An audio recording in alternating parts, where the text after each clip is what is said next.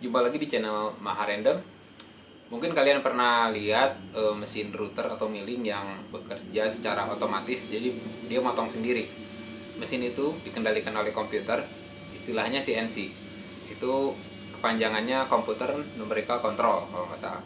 Nah, untuk video kali ini kita akan coba share bagaimana kita membuat mesin CNC router. Jadi kegunaannya untuk memotong kayu dan aluminium dengan menggunakan 3D printer yang sudah kita punya.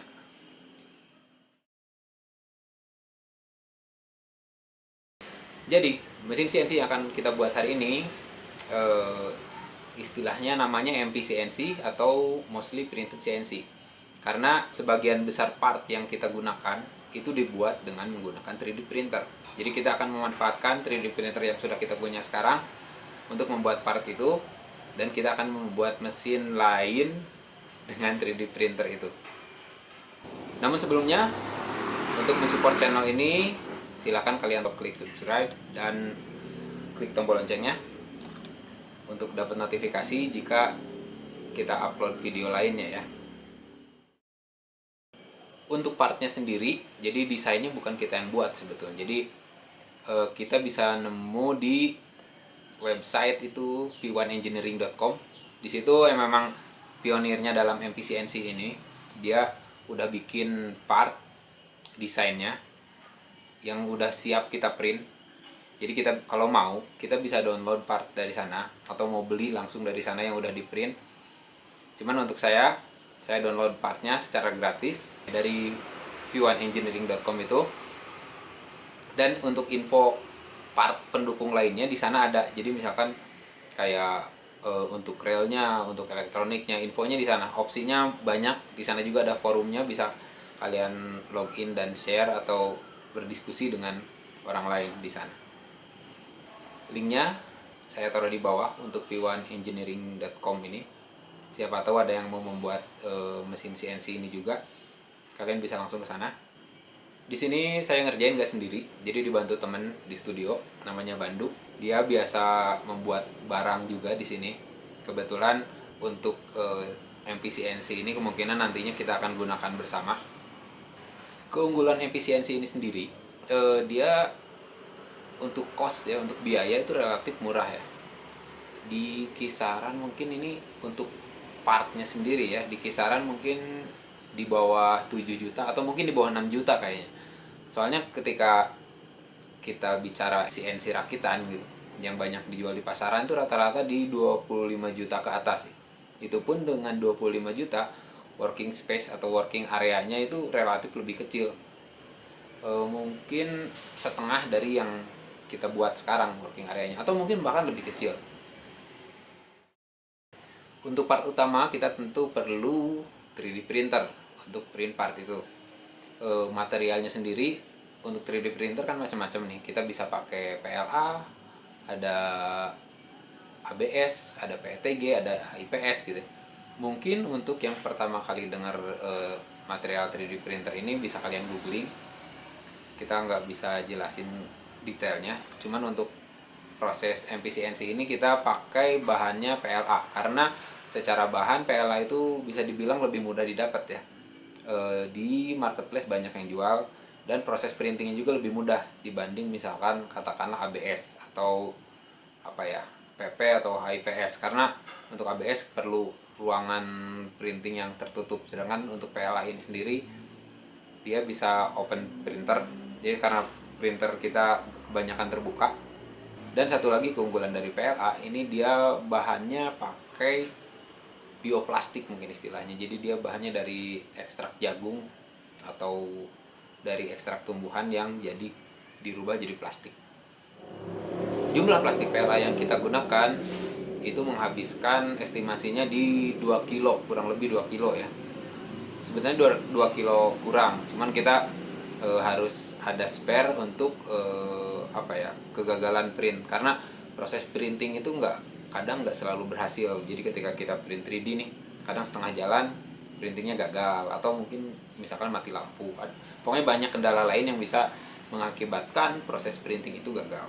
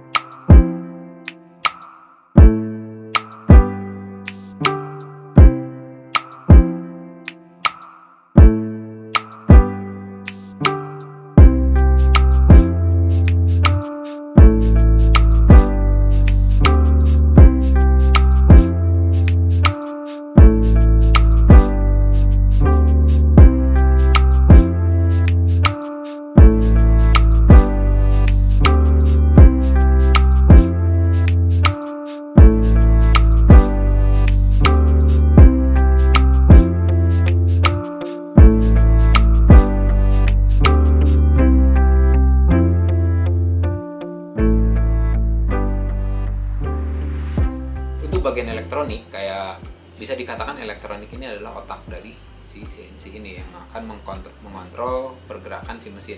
Di sini kita pakai Arduino-nya Arduino Mega. Saya bukan ahli dalam Arduino, cuman karena panduan di cv1engineering.com ini cukup lengkap ya, saya bisa mengerjakan ini pakai Arduino dengan RAMS Shield. Jadi apa itu Shield atau RAMS? Mungkin kalian bisa googling lebih lanjut tentang itu. Kemudian kita juga perlu stepper motor. Dia itu sumber penggeraknya ya, jadi menggerakkan sumbu X, Y, dan Z kita perlu stepper motor. Jadi dia tuh semacam dinamo lah, cuman kita bisa tahu posisinya dan kita bisa kontrol pergerakannya dengan menggunakan si Arduino tadi. Mungkin tidak semua part saya sebutkan ya, cuman kita akan bahas lebih detail ketika proses perakitan. Setelah proses printing, kita perlu namanya mungkin base ya, atau dasar di mana CNC itu akan dipasang. Jadi kita perlu bikin semacam meja atau landasan. Di sini saya pakai papan HMR namanya. Jadi dia itu sejenis MDF, cuman lebih tahan terhadap kelembaban dan air kalau nggak salah. Jadi HMR itu high moisture resistant.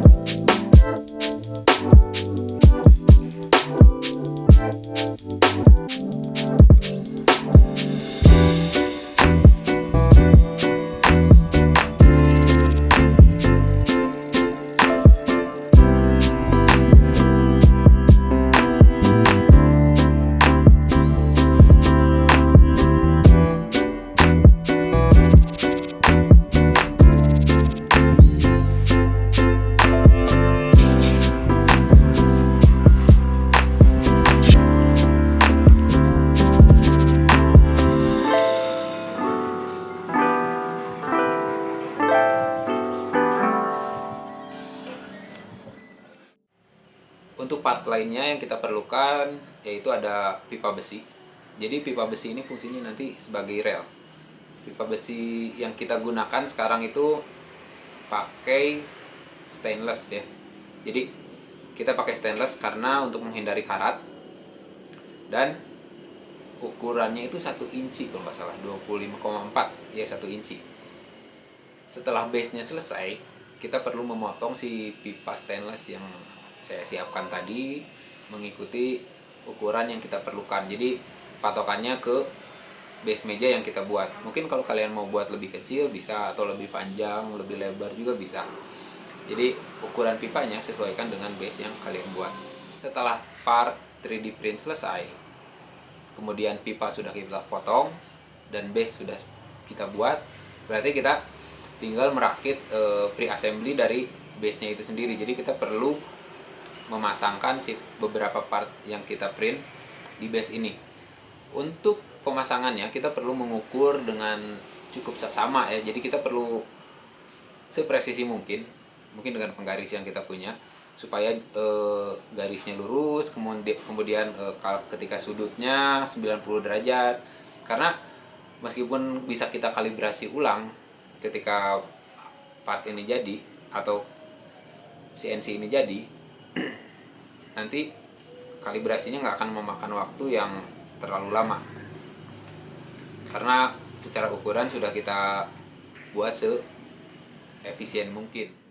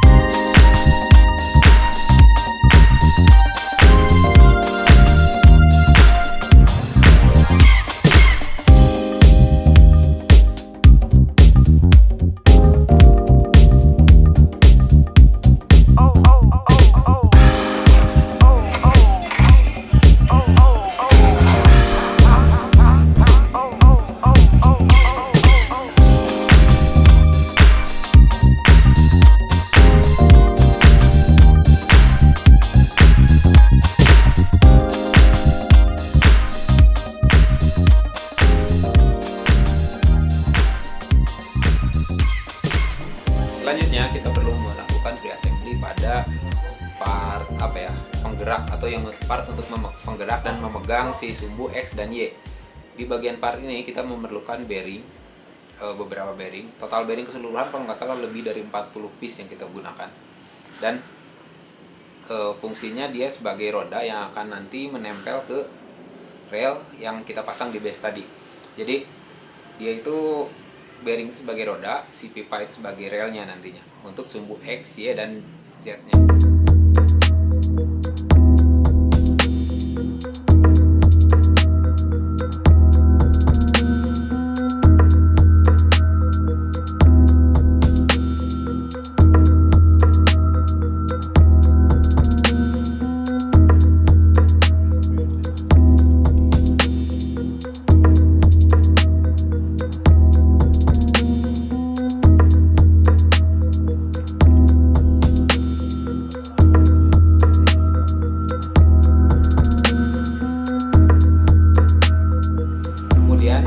Ada part yang tergolong rumit menurut saya di sini untuk assembly-nya, karena partnya lumayan banyak yang di assembly di bagian ini. Ini bagian gantry. Bagian gantry ini bisa dibilang pertemuan dari sumbu X dan Y. Jadi ada dua sumbu bertemu, kemudian di tengah itu ada holder atau pemegang nanti yang untuk sumbu Z. Jadi di situ si sumbu ini dia akan bergerak dan dia memegang sumbu Z dan sekaligus memegang si motor spindle atau alat potong yang akan kita gunakan.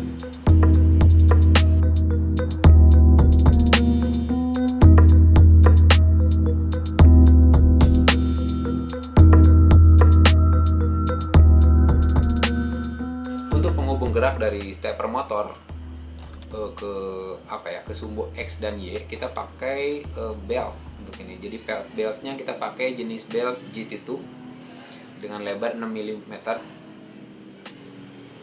Kemudian untuk sumbu Z kita pakainya lead screw. Lead screw itu semacam ulir. Lead screw dia pitchnya satu putaran 1 mm jadinya. Jadi satu putaran motornya menggerakkan 1 mm, kurang lebih seperti itu. Cuman kadang ada sedikit miss, jadi kita perlu atur lagi di softwarenya.